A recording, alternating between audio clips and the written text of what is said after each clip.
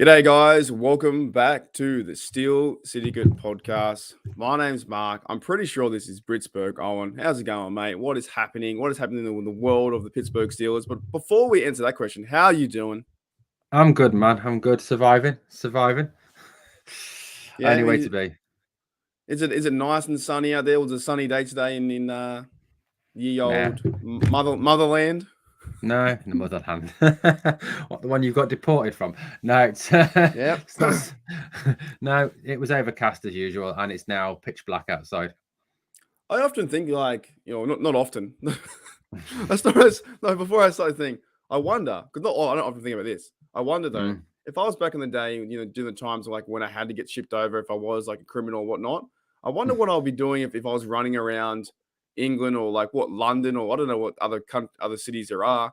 But would I have been that guy that was just like, I probably would have had no family. I would have been running the streets, would have been trying to find rats to sell. What do you reckon? Do you think I would have been like trying to steal bread and then pick up bread and go sell it for two bob or 2 shillings and selling yesterday's newspaper, but like, and they go, "Hey, what are you doing?" Like, "Yeah, see you, mate." And I'm just like, just not a good thief, but like a sneaky thief. I might have been that guy. Yeah, you might have been the Artful Dodger. Yeah, is that what they are? Like, yeah, I would have sold like. I don't know if you ever seen. Have you ever seen the film Oliver? No, I've never seen it. I know the story, right? Isn't Yeah, so all the Artful Dodger's like one of the pickpockets in that. You'd be like, I could see you being like an Artful Dodger type, like you got to pick a pocket or two. I'm not going to sing. That'll be it. I'd pick a pocket for only, if there were Bengals fans over there, I'd only pick on them. I wouldn't pick on anyone else. But no, I guess I would be the guy. I'd have like a stack of newspapers, and they'd all be from last week, and I'd just sell them. It's always good. It's always good to fleece the rich, mate. Always good to fleece the rich. Yeah. Where would you have been if during that time? Would you be the one shipping me over? Get on the boat, mate. You get it. The security guard get me on the boat. I'd have been working in some field somewhere, or down a mine or something, getting flogged by someone. No doubt.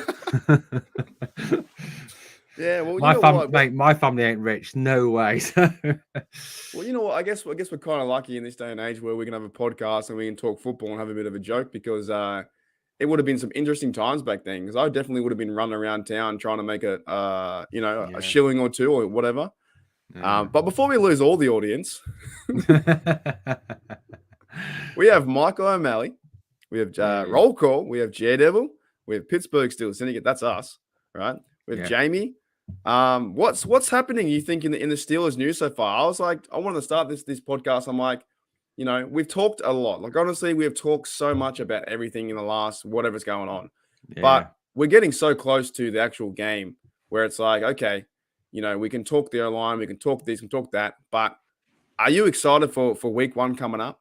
Oh, 100%. Cannot wait for week 1. Just cannot wait to actually see some real football that matters. I think what a lot of us perhaps got out of perspective with the preseason was it was a lot of vanilla defense and vanilla offense. The guys all 32 teams are not going to reveal anything of their scheme in those preseason games. So it's going to be good to actually see what the offense can actually bring and what the defense could actually bring when it actually runs proper schemes, proper packages in this first game against the Bengals.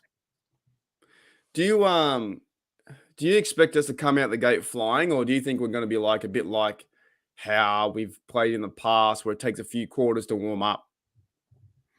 Yeah, I think it will. I don't think we'll. I think the defense will be absolutely fine. I think the defense will hold the Bengals for the first half, not a problem, because they are that good. And if you think about the defense, it has not changed a great deal. Yes, they've added Miles Jack. Yes, they've added Wallace and Ogunjobi, but essentially the core is the same, isn't it? You've got Cam, Tyson's back, TJ, Alex, Bush. You've got Minka, Terrell. Probably Cam Sutton there, Akella Witherspoon, who was with us last season. So I don't think the defense is a big crisis, a big problem. I think what is going to be the thing is how whoever plays quarterback Sunday gels with the offense and to what extent that absolutely offensive line can actually protect the quarterback. I kind of think too. Like, will the Bengals be ready too? I think there's a lot of pressure on them. I think not only that it's the pressure on Steelers or whatever, the quarterback, stuff like that. Will they be able to get out of their way and not do 3 and outs and not put themselves in a position where they're like from behind all the time. But I Yeah. think as well, like the Bengals. What do you think about the Bengals? You reckon they're ready? I think they've got a lot of changing to do as well. Obviously, they've got a whole new line. They invested massively in their offensive line to try and protect Joey Bungle. A big thing for them. I think they lost CJ Azama as well, who was a major weapon for Joe Burrow. Like a comfort blanket.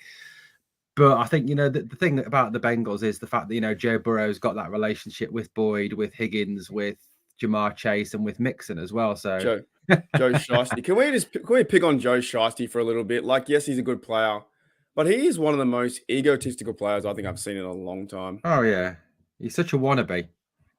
He's such a Like wannabe I think gangster. I said the other day on another podcast I work for, BTSC, I said I want to punch his face. He's got a punchable face. He has No, got a that's very not punchable that's face. not a threat. It's not a threat, Mr. Burrow. All right. I'm just saying you've got a punchable face. Maybe I've got a punchable face. And according to Matt, hello, gentlemen, he says, recent follower from across the pond. So he's near your area. You might know Hey him. Matt, I He don't might know. be Depends your where- mate. He might be next door. Depends where he's from, man. He says here, Mark, you look like a coach I once worked with. My doppelganger is overseas coaching football, coaching the in soccer. England. In England. Yeah. Defense. Man. JJ says, "G'day, mates." And State of Steelers in here. Everyone's in here. Yeah. So let's go back to Joe Burrow. Like, I get it, Yeah. but I still don't think the Bengals are still the Bengals, right? You've had one successful season, maybe a season before that, like 1.5 good seasons. We get it, right? But you did lose the Super Bowl. You're 0-3 in the Super Bowls, and it took you this long to get there. It took you 30 odd years to get where you are now.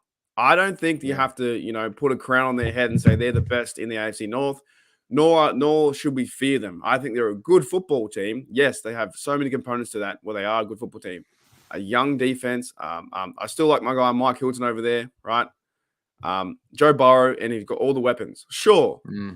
But why are we crowning them that they're the best team in the league or the best team in the AFC? I just don't understand it. I don't get it. No, I agree with you. I think one of the things that the Bengals are going to really face this season is the fact that the Bengals are, I mean, and this is again is a very stereotypical, very cliched saying, isn't it? But they are going to go from being the hunter to being the hunted. They're going to have the targets on their backs. Last season, they were very much an unknown factor. The fact they'd added to their defense with the likes of Hendrickson and Hilton, nobody knew what they would bring. They obviously didn't know what Jamar Chase was last season. The Bengals were an unknown factor last season, and I think that surprise factor that they brought to a lot of games stood them in good stead. And were the Bengals this amazing team last season? Really, realistically, they finished half a game ahead of a very, very, very bad Pittsburgh Steelers team.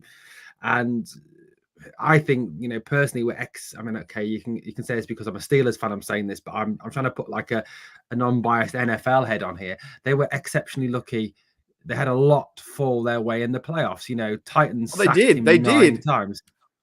And they just beat the Raiders right near the end. The Raiders couldn't hold off. The Raiders were up, and they beat them in the first game. I think they ran down the field to get the last touchdown or whatever. The Titans as well. The Titans threw an interception, and then at the very end threw an interception. Right, so they really messed the bet up big time. And also versus the Chiefs game, I think it was versus the Chiefs. Like, I thought the Chiefs were up by. It actually hurts me. Weren't the Chiefs up by like 17 or something in that playoff game? Something like that. But and they fell to pieces. Honestly believe, Mark, that if that divisional round game had gone the other way, if Josh Allen had an opportunity with the ball, if the Bills had been in that AFC Championship game, I honestly think the Bills would have absolutely rolled over the Bengals. The Bills were were a by far superior team to the Bengals. Their defense is by far superior and is even better this year with the addition of Von Miller, and their offense is every bit as good as Cincinnati's offense. They've got Stephon Diggs, they've got a running attack now. I can't remember the guy's name they've just drafted. They've got Josh Allen, for goodness sake, who I think is going to be the MVP of the league this season. Yeah, well, I find too as well. So with that Chiefs game, I thought the Chiefs were the better team, and then Mahomes fell apart. Mm. But I just really don't understand how. Like, if I go through some of the depth chart, right, I don't follow these guys. The more I start watching football, the more I follow the Steelers, the more I'm more zoned into them. That's what I really care about. But on the offense, sure, you got Mixon, Chase, right? Higgins says he might be injured, questionable. Tyler Boyd, and we don't know the injuries just yet. Maybe we might do throughout the week. We might do a catch up. Like one of us might choose to do an injury report or something. Maybe like later in the week. That might be quite cool. Hayden Hurst, you got good guys on offense. I get that. They're really talented, right? And Brendan Allen's a pretty good backup quarterback, sure, but they haven't got a third there too. On the defense, you got Sam Hubbard, DJ Reader, BJ Hill. They're pretty good up front. But there's nothing I don't think that really stands out to be like how they're that different to our defense, right? Or how our defense can be some big players like TJ Watt, Highsmith, Jack, and Micah Fitzpatrick, right? And like Logan Wilson, Jermaine Pratt, yeah, they're great linebackers, fantastic. They play with energy, they play with fight, and they're physical. I also like Von Bell and those guys and Jesse Bates, and Mike Hilton's there too. I just don't think they should be untouched. They should be like it doesn't make any sense. And I'll bring this up if I have the visual image. I showed this the other day. I do. I still have it. So let's talk about it, right? Yeah.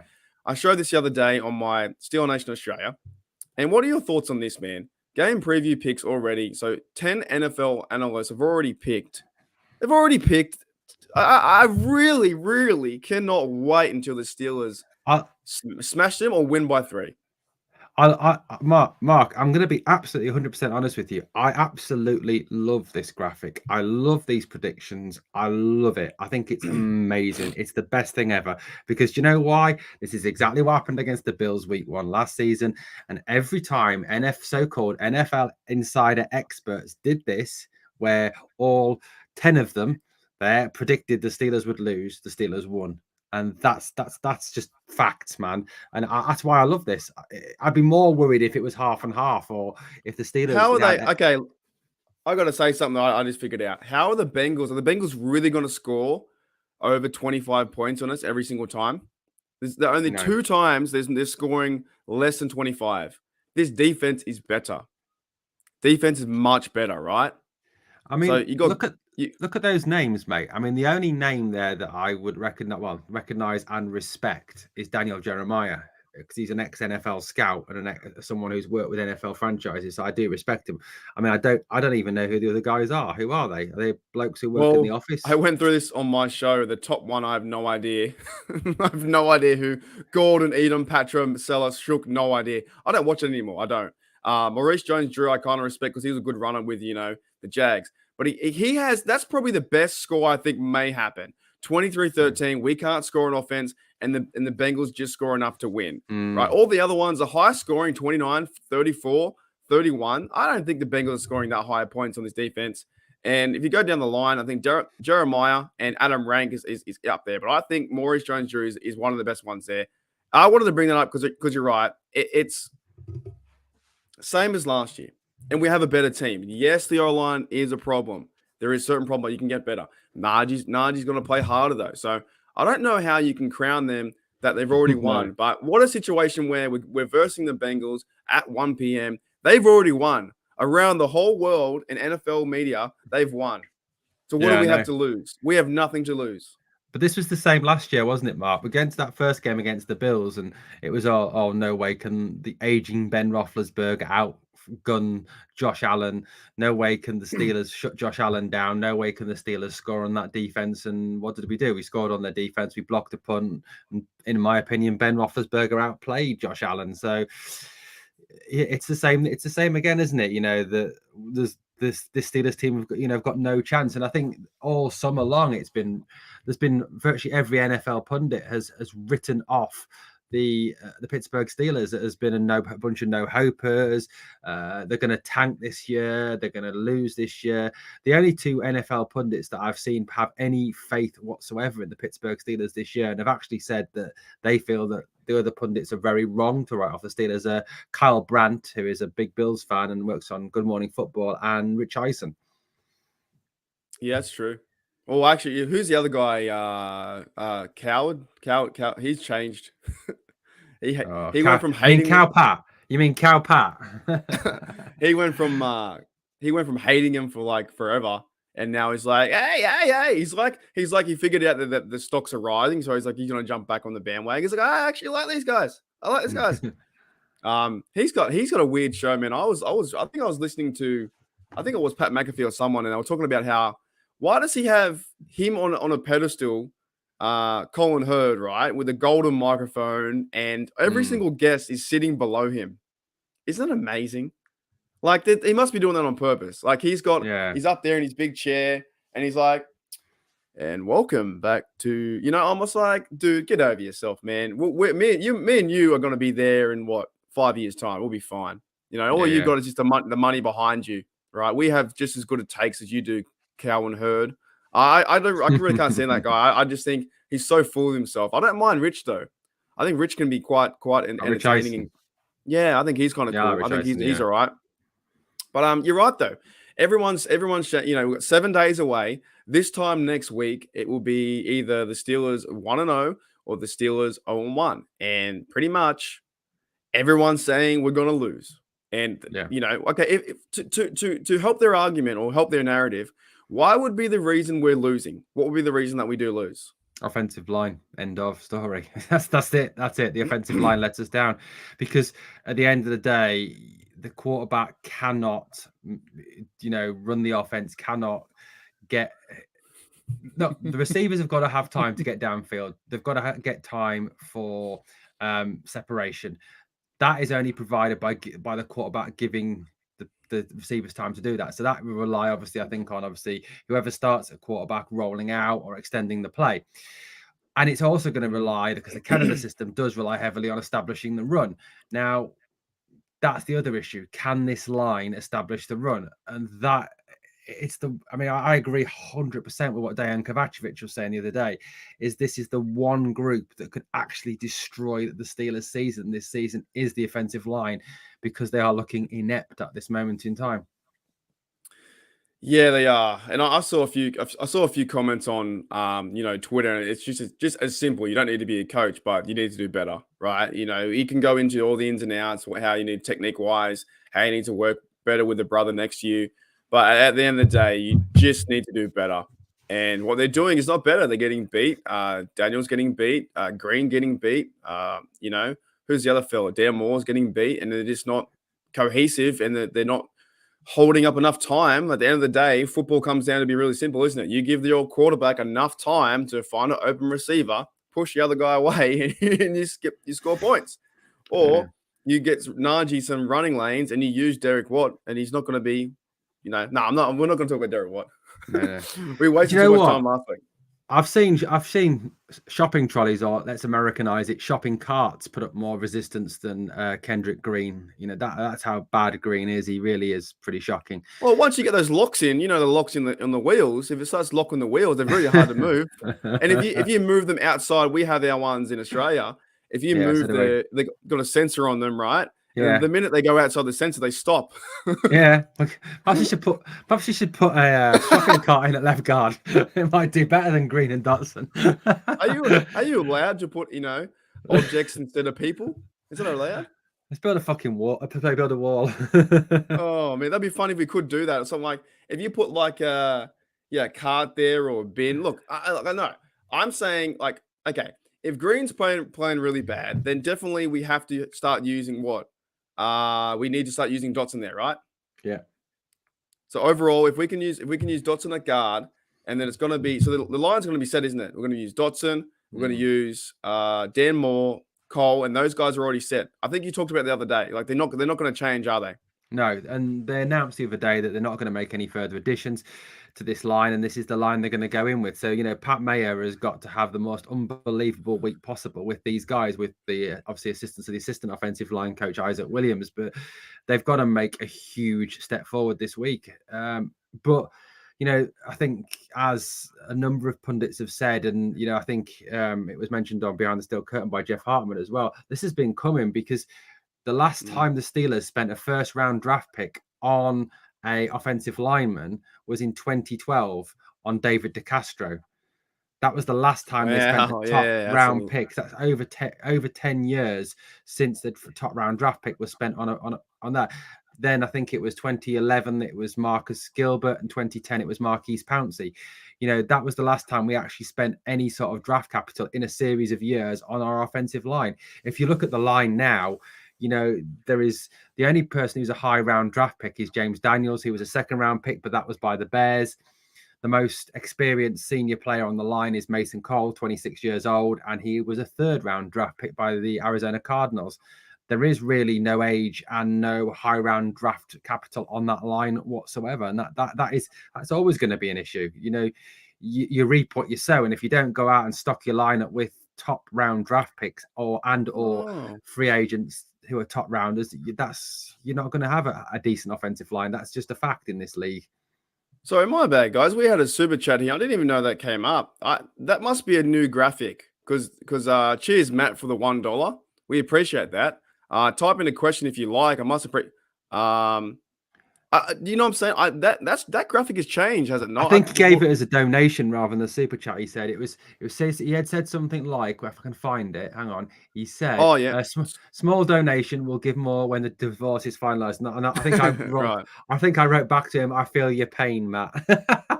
Oh, okay, right. Well, yeah, look, man, we appreciate every dollar. We do this for fun and we love them. We actually, we are getting monetized now. Let's address the elephant in the room. We're getting monetized for our work, but I guess for any job or work or entertainment, I'm not going to dance for you, right? I'm not dancing for no one, but I do enjoy talking the Pittsburgh Steelers, and I almost said stalking the Pittsburgh. Now, Mark, yes, we had this discussion the other day. Do you remember? Do your dance. Oh yeah. What is it? We were talking the old AB, and I cannot believe I cannot believe what is happening. If I did that, no one would care. They'd call me a loser. But if AB does it because he has like celebrity status, do your dance. Do your dance. First of all, that is the worst dance. A 5-year-old could do that dance. Like it's just absolutely ridiculous. We've got a question here from Andrew, my mate down in Melbourne. Where are we? What is Banner doing these days? That's an interesting question. He's still out of work, as far as I'm aware. I haven't seen him picked up on any practice squad. I haven't read any news about him. It's amazing though, isn't it, how we get behind these players? Like 72 is eligible, the crowd goes crazy, and then like 2 years he's cut.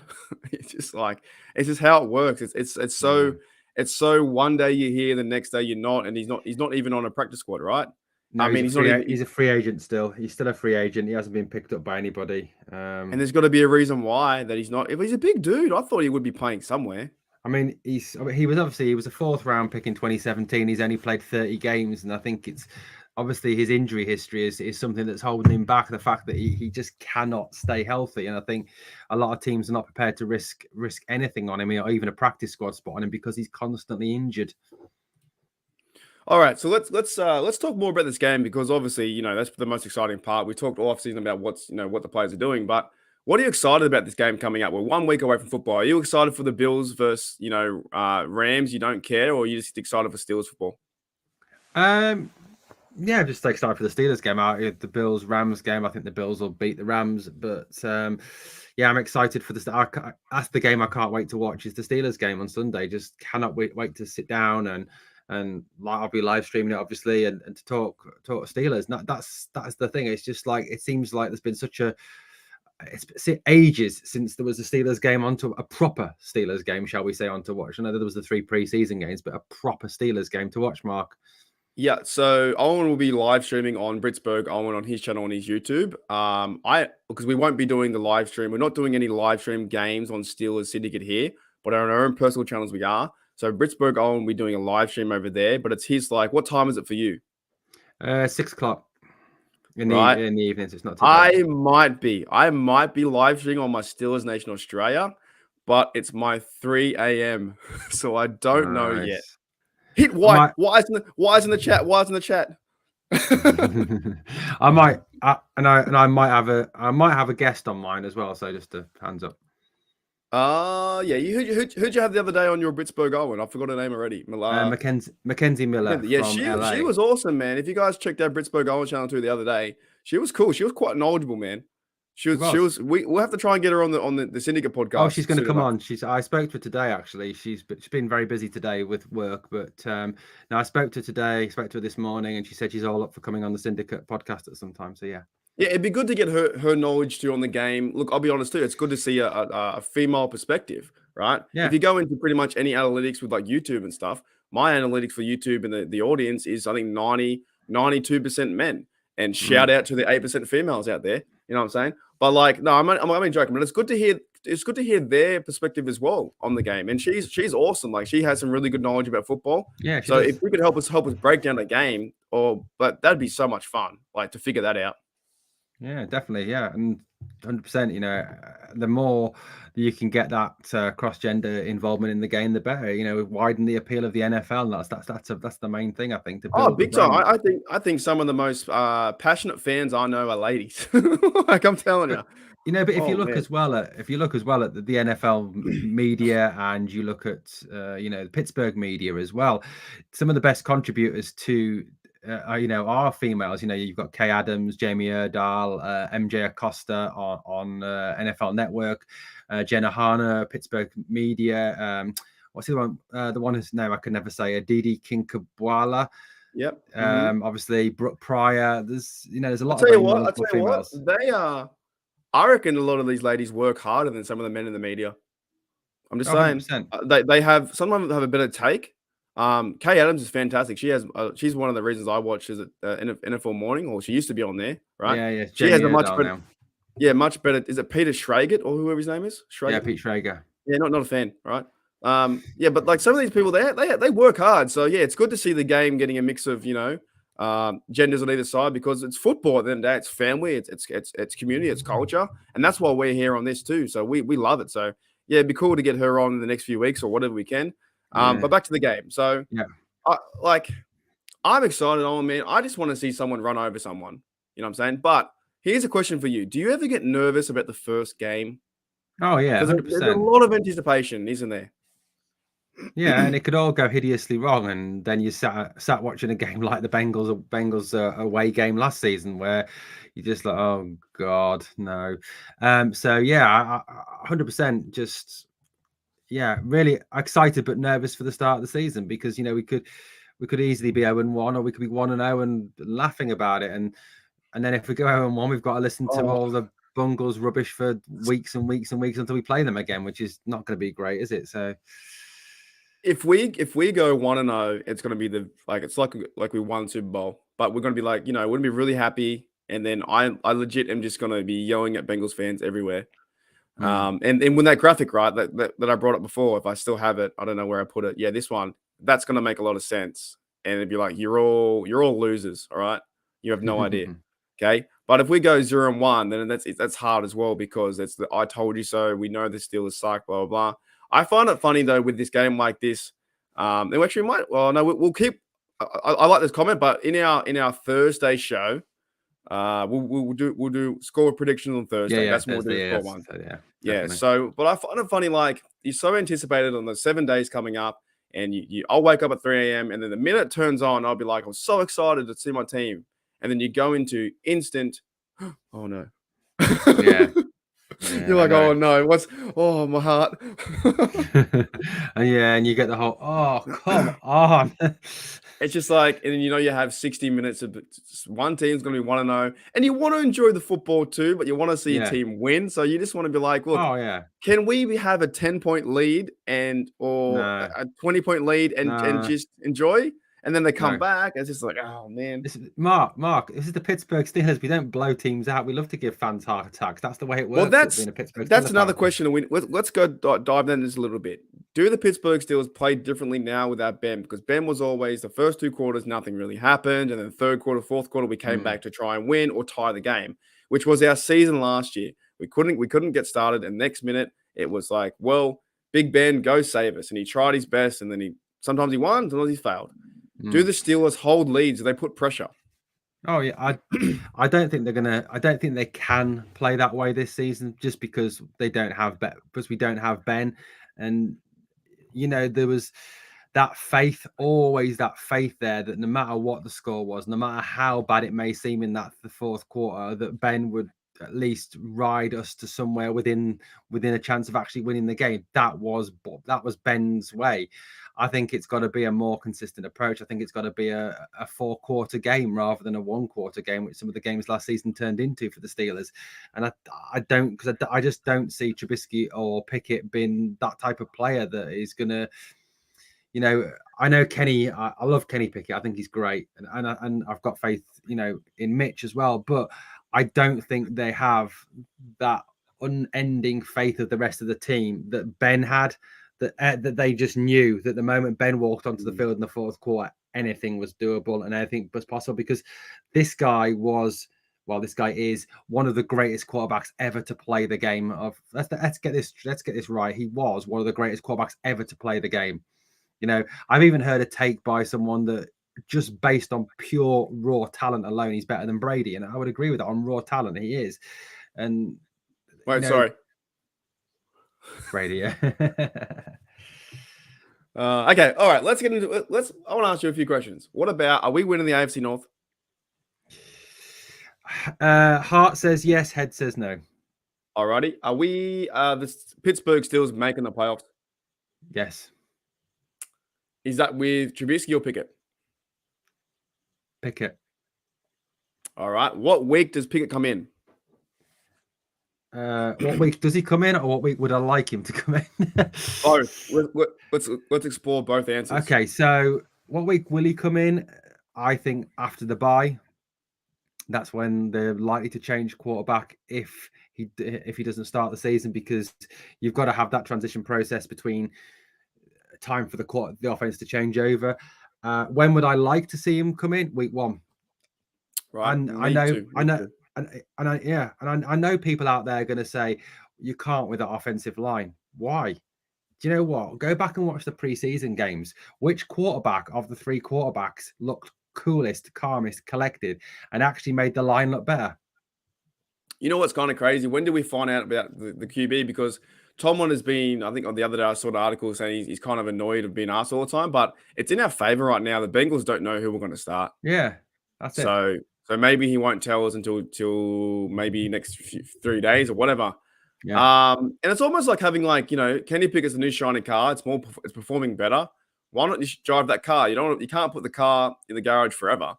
No, exactly. What's the plan? You put him in the garage for 1 year, and then he might be rusty. Get him out and play. Go play. Yeah. The only way you get better is by playing. I don't care if he gets hit or if it could have a chance for injury. Football is a game of injury, so go out and play. And if he goes out and excels and plays, 1-0, then the Steelers fans will love it.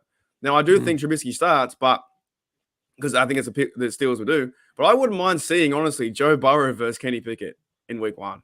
How exciting! 100%. That sells tickets. That sells tickets. Let's be honest. It's to me, that's what it is. Okay, what about Najee Harris? Will he have the most rushing yards in 2022?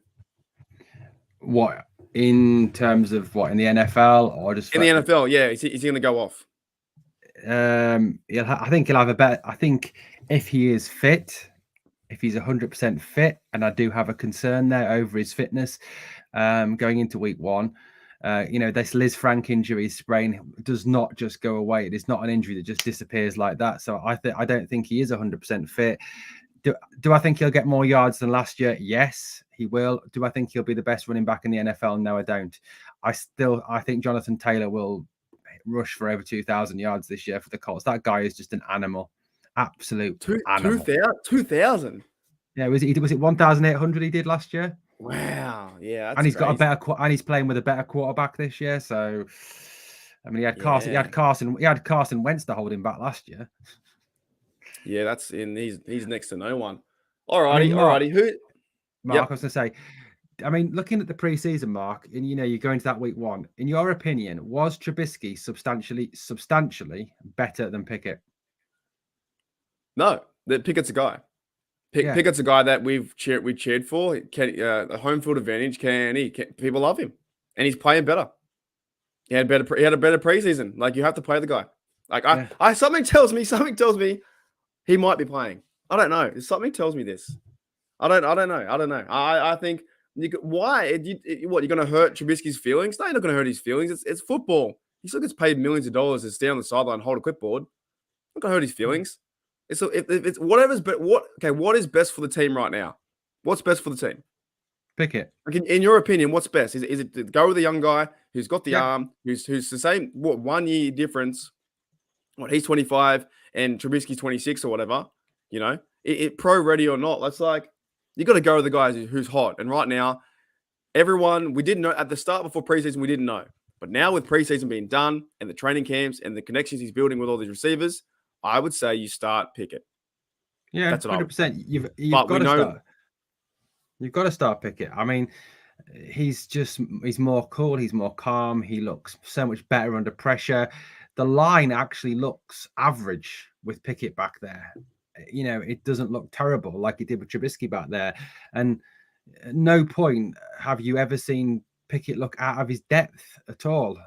You know, the guy can throw on the move. I got 2 questions for you. Would you rather, say, for instance, Trubisky starts, gets hammered, right, and then every fan calls for Pickett, or you go out there, you give Pickett a chance, he gets hammered, and you go, look, it's only his first game? I would rather that. Yeah. I would rather say, well, Pickett's it's only his first game. He's going to learn. That's what I would rather do. Yeah, if Trubisky goes out there and gets destroyed week 1 by the Bengals, then it's not only going to damage him, it's going to damage the whole of the offense as well. And it's going to damage the confidence not only with the fan base in terms of the offense, but in terms of the offense itself. And that will be something that's going to take weeks to overcome. And that's, we can't afford that. The bloody fly just going around here in circles, like, it's really pissing me off. Anyways, is that like dangerous? That must be dangerous in Australia because every animal in your country kills you, doesn't it? Yeah, there's a big list out there. All right, so Jen Devil says here, and I agree with this too. Whatever the coaches decide will be fine. Yeah. I agree, but it would be fun. I just think it'd be so fun to see Kenny Pickett for the first game, go on to Cincinnati, go and beat Joe Burrow, go and upset those guys, go and shock the whole world, and then everyone's be like, now what do you say? Now, what do you say, NFL media? How do you string that one together? You put us on the bottom of the shelf for so long in this off season, and then what do you say? So yeah. Anyways, you got anything else you want to add to today's podcast? I feel like I've been talking a lot. Yeah, maybe this surprises all, Mark, and Mason runs out there week 1. Wait, do we still have Mason Rudolph in here? Hey, I'm not dancing.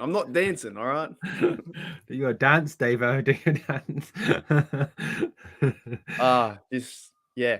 Anything else you want to talk about? No, just like I said, Mark, I think it's a big thing. Obviously, week 1, I think it's going to be a massive test for the Steelers.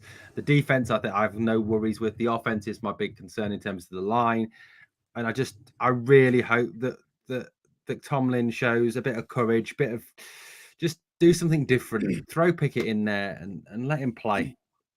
Yeah, that would be fun to see. I agree. I think they will go with Trubisky. Like, we got the 2 different arguments, right? Matt says here, and thank you for the dollar, Matt, too. Trubisky says, on a mission despite O-line, go with experience. Okay. And then also, you know, J Devil says, well, Pickett would definitely be exciting. And I agree. I think it'd be so exciting. I think it'd be like, just put him in there and see what happens. 100%. Like, we're meant to lose anyway.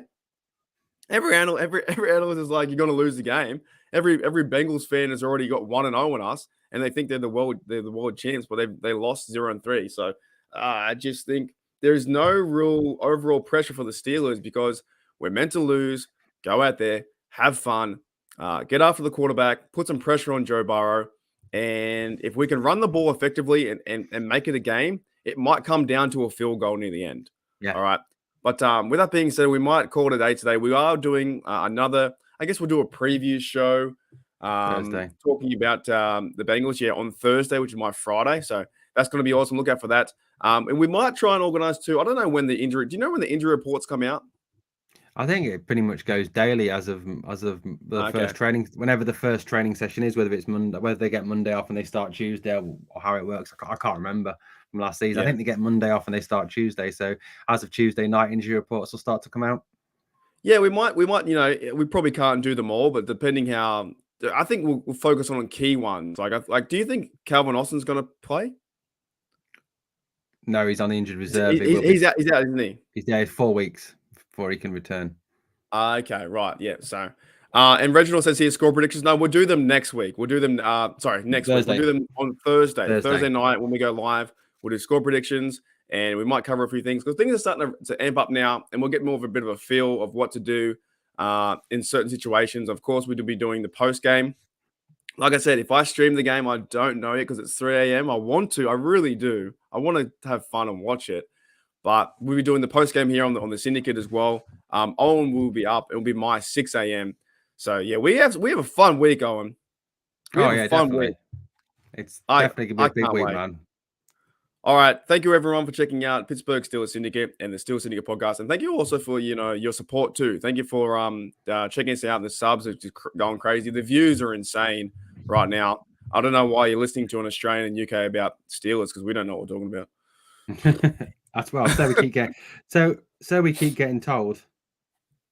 I get told on the daily. Oh, me too, mate. Me too. I know what you're talking about. You're from Australia. Stick to AFL. Stick to cricket. I don't like cricket. Oh, yeah. And you don't even like your football. Like, no, I get told that all the time. Stick to soccer and cricket. I don't like soccer, and cricket is boring. I'm exactly the same. I can't stand cricket. I think cricket is awful to watch. It's fun to play for like maybe 10 minutes. And then soccer or the NRL, I'm a fan, but I love my Steelers. Nah, stick to that, All right. Anyways, guys, thank you for checking out the Pittsburgh Steelers Syndicate. You guys are all legends. For myself, Owen and Mike, for a different perspective on the NFL and different perspective on the Steelers. As always, here we go, Steelers. Here we